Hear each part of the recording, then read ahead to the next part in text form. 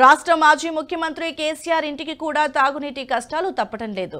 హైదరాబాద్ నందినగర్లోని కేసీఆర్ నివాసంలో నీటి సమస్య ఉండటంతో స్థానిక MLA Maganti Gopinath water tanker తెప్పించారు.